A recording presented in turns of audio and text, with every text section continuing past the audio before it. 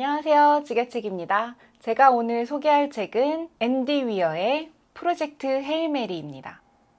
와, 올해 인생책을 만났습니다. 펼치는 순간부터 덮는 순간까지 푹 빠져 읽게 된 소설인데요. 요거 정말 강추 최고 강추. 읽는 내내 전혀 단 한 번도 지루하지 않았고요. 이 책을 읽는 동안 만난 지인들 모두에게 칭찬을 했던 책입니다. 네, 이제 책의 줄거리를 말씀드리겠습니다. 한 남자가 로봇의 목소리에 깨어나며 소설이 시작됩니다. 눈을 뜬 남자는 자신이 누구인지 이곳이 어디인지 아무 기억하지 못하는데요. 그의 옆에는 시체 두 구가 있었고 남자는 거대한 우주선에 살아있는 유일한 인간이었습니다. 주인공의 이름은 라일랜드 그레이스. 과학자인 그는 생명체에는 물이 필수가 아니다라는 논문을 발표했다가 많은 논란이 일어난 뒤 학계에서 물러나 고등학생들을 가르치는 과학 선생님이었습니다. 현재 그레이스는 우주 한복판에서 거대한 우주선인 헤일 메리호에 탑승해 있습니다. 지구에는 무슨 일이 있었던 걸까요? 어느 날 갑자기 태양과 금성에 정체 모를 호선이 관측됩니다. 페트로바선이라고 불리게 된 이 선의 정체를 알아내기 위해 과학자들은 금성에서 샘플을 수집해 오게 되는데요. 한 번도 발견된 적 없던 이 물질은 생명체였고요. 이름은 아스트로파지입니다. 태양의 에너지를 흡수하고 있는 이 물질의 정체를 알아내기 위해 여러 과학자들이 연구를 하기 시작합니다. 현재의 속도대로 태양의 출력이 감소할 경우 20년 뒤에는 5%가 감소하고 그럴 경우 지구는 빙하기가 초래될 것이고 거의 모든 생명체들이 멸종하며 인류 역시 큰 위험에 처해지게 됩니다. 지구에 굉장히 큰 위기가 닥친 거죠. 중대한 위기에 놓인 지구의 상황 대처를 위한 모든 국가의 대표가 된 에바 스트라트라는 사람이 그레이스를 찾아와 아스트로파지의 분석을 맡기는데요. 전 세계의 많은 과학자가 연구를 하고 있지만 굳이 스트라트가 그레이스를 찾아온 이유는 아스트로파지가 물없이 움직이는 생명체였기 때문입니다. 그렇게 그레이스는 연구를 시작했고 아스트로파지가 태양에서 열 에너지를 흡수한 뒤 이산화탄소가 풍부한 금성으로 가서 스스로를 복제하는 번식을 한 뒤 다시 태양으로 돌아가 생애 주기를 새로 시작한다는 것을 알아냅니다. 태양의 극지에서 곧바로 벗어났다가 금성 쪽으로 가파르게 방향을 트는 그 경로가 바로 페트로바 선입니다. 그리고 아스트로파지는 이미 태양계를 비롯한 다른 주변 행성까지 감염시키기 시작했습니다. 그러던 중 과학자들은 태양계가 아닌 다른 항성계에 있는 타우세티라는 행성만이 유일하게 감염되지 않았다는 것을 알아냅니다. 그 이유를 찾아 타우세티 행성으로 향하게 된 게 바로 이 프로젝트 헤일 메리입니다. 스트라트는 그레이스를 뽑았고 그래서 그레이스가 현재 지구가 있는 태양계가 아닌 다른 항성계에 있는 태양 앞에 와 있는 것입니다. 빛의 속도로 간다 해도 12년이 걸리는 이 머나먼 여정에서 아이러니하게도 아스트로파지가 연료가 됩니다. 핵연료보다도 어마어마한 에너지를 내는 물질이었고 적은 양으로도 큰 에너지를 낼 수 있었기 때문에 완벽한 우주 엔진이 됩니다. 하지만 안타깝게도 헤일 메리호가 다시 되돌아올 만큼의 충분한 연료는 적재하지 못했어요. 과학기술로. 타우세티가 감염되지 않은 원인을 찾아 그 결과를 무인 소형 우주선에만 실어 지구로 돌려보내고 헤일 메리호는 지구로 돌아가지 못한 채 우주에 남게 됩니다. 이 프로젝트는 인류를 구하기 위한 자살 미션이었습니다. 인류를 구하기 위해 목숨을 버리지만 우주 영웅이 되는 그런 미션이었던 거죠.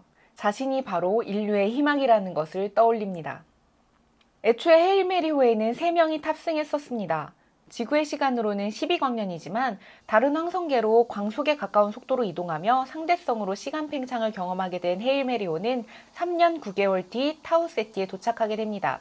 우주선의 시간으로요.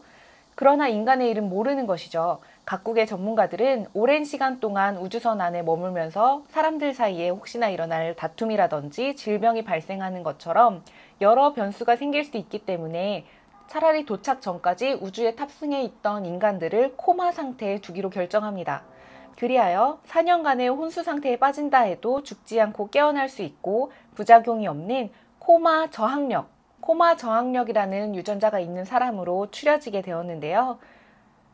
최종적으로 추려진 사람은 중국의 야오 사령관, 러시아의 일류키나 그리고 주인공 그레이스가 탑승했었는데 오는 동안 안타깝게도 두 사람이 죽어버렸던 것입니다. 인류의 관점으로 보면 헤일메리오가 타우세티 행성으로 가는데 13년, 그리고 해결책을 실은 정보가 지구에 도착하기까지 또 13년, 지구에 닥친 아스트로파즈의 비극은 아무리 적게 잡아도 24년간 지속됩니다. 이제는 지구온난화가 아닌 빙하기를 걱정하게 된 인류는 해결책이 도착하기 전까지 지구의 온도가 떨어지지 않게 하기 위하여 남극 얼음에 갇힌 메탄가스를 일부러 폭발시켜서 온실가스를 더 많이 생성시키고 그것이 일종의 지구의 보호막이 되도록 합니다. 여기까지가 이제 소설의 3분의 1입니다. 기대하며 중반부를 읽기 시작했는데 외계인이 등장합니다. 굉장히 재밌겠죠? 흥미를 느끼신 분은 어서 영상을 끄고 서점으로 달려가서 책을 구매해서 읽으시길 바래요. 초반도 굉장히 흥미진진했는데 중후반은 더 재밌습니다. 책을 다 읽으신 다음에 와서 저랑 후기를 공유하시는 것도 좋을 것 같아요. 저는 계속해서 결말까지의 줄거리를 말씀드리겠습니다. 차츰 기억이 돌아온 그레이스는 우주에서 갑작스레 나타난 빛을 발견하고 관측하기 시작합니다. 그 빛의 정체는 헤일메리오가 내뿜고 있는 우주 엔진과 같은 빛. 그래요. 그레이스는 다른 우주선을 발견하게 됩니다. 그리고 그 우주선과 빛을 이용해 소통을 하고 역시 생명체가 타고 있다는 것을 알게 되는데요. 그레이스는 추측합니다. 저쪽도 우리와 같은 이유로 이곳에 온 것이 아닌지. 그때 그 우주선, 블립 A라고 부르게 되어 그 우주선에서 천천히 작은 사이즈의 원통을 우주로 날려보냅니다. 우주복을 입고 에어로크를 열어 원통을 가지고 들어오는 그레이스. 그 원통을 열고 첨단 컴퓨터로 분석을 시작하는데 그 원통을 구성하고 있는 물질은 지구에서는 불가능한 물질인데요. 제논. 제논이 기체가 아닌 고체로 형성되어 있음을 알고 놀란 그레이스는 원통을 돌려 열자 그 안에 한 모형을 발견하게 됩니다. 페트로바 선에 대한 설명이 모형에 있었고요. 행성의 위치와 모양 등이 나타나 있었습니다. 우주선에 있는 컴퓨터로 자료를 분석하자 그 항성의 이름은 40에리다니. 그 모형을 본 순간 그레이스는 상대방이 말하고자 하는 의도를 알게 됩니다. 내가 온 40에리다니에는 페트로바선이 있습니다. 그리하여 서로의 우주선을 연결하는 통로를 만들어 마주하게 되는 외계인. 톡톡톡. 외계인이 손가락으로 문을 두드립니다. 외계인의 모습은 어떨까요? 여기서도 굉장히 재밌습니다. 기존에 우리가 공상과학 영화에서 보던 머리와 팔, 다리, 눈 이런 모습이 아니어서 더 신선하고 재미있었는데요. 책의 설명을 읽어드릴게요. 상상해보세요. 로키는 인간보다 작다. 레브라도 정도 크기다. 등딱지처럼 보이는 중심부에서 다리 5개가 뻗어나와 있다. 대충 오각형인 등딱지는 가로 18인치 정도이고 두께는 그 절반 정도다. 어디에도 눈이나 얼굴은 보이지 않는다. 다리마다 가운데 관절이 있다. 그걸 팔꿈치라고 부르기로 한다. 각 다리는 끝부분에 손이 하나씩 달려있다. 그러니까 로키는 손이 5개다. 손에는 내가 지난번에 자세히 본 삼각형 손가락들이 달려있다. 로키는 앞면과 뒷면이 없는 듯하다. 오각형으로 대칭을 이루고 있는 것 같은 모습이다. 자, 이렇게 만나게 된 두 사람은 몸짓으로 소통을 시작합니다. 꼭 날 따라 해봐요 이 게임처럼. 그리고 그 외계인은 무언가 소리를 내는데요. 똑똑한 우리의 그레이스와 역시나 똑똑한 상대 외계인 로키. 그레이스는 로키가 내는 음정을 소프트웨어 파형 분석기를 이용하여 해석을 했고 두 생명체는 의사소통에 성공합니다. 그렇게 알게 된 로키의 고향 에리드의 사정은 지구와 비슷합니다. 로키의 우주선에도 원래 대원은 23이었다가 지금은 로키 혼자만 살아남았다는 것. 우주에 홀로 남겨져 있다고 생각했던 그레이스와 로키는 서로에게 큰 위로가 되어주는 친구가 되고 둘의 모습은 정말이지 엉뚱하고 유쾌합니다. 로키의 행성 에리드의 환경은 이산화탄소, 메탄, 아르곤으로 이루어져 있고 중력은 지구의 1.5배, 방사선이 없으며 중금속들이 주식입니다. 에리디언들의 평균 나이는 689년, 그리고 로키는 타우세티 행성에 46년이나 처박혀 있었습니다. 로키의 현재 나이 291살. 혼자 46년간을 지내다 만난 인간 그레이스. 둘의 소통은 서로에게 굉장히 소중합니다. 그리고 여기서 이제 희소식입니다. 그레이스의 미션을 듣게 된 로키는 자신의 우주선 블리베이에 충분한 양의 아스트로파즈가 있기 때문에 그레이스에게 지구로 돌아갈 연료를 흔쾌히 주겠다고 합니다. 기쁨의 눈물을 흘리는 그레이스, 지구로 돌아갈 수 있게 되었어요.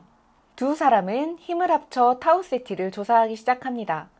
타우세티에 있는 샘플을 수집하고 분석하자 그곳에서 아스트로파즈의 포식자 타우메바를 발견합니다. 그 과정에서 그레이스가 죽을 뻔한 상황에 놓이기도 하는데요. 로키가 자신을 희생해 그레이스를 구해줍니다.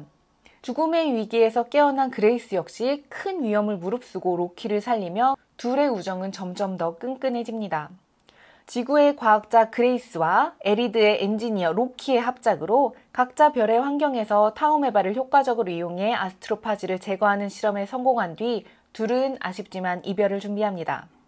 로키는 약속한 대로 그레이스에게 충분한 연료를 주었고 그레이스는 배양시킨 타우메바를 로키에게 주고 아쉬운 작별을 합니다. 그렇게 지구로 돌아오는 길, 문제가 발생합니다.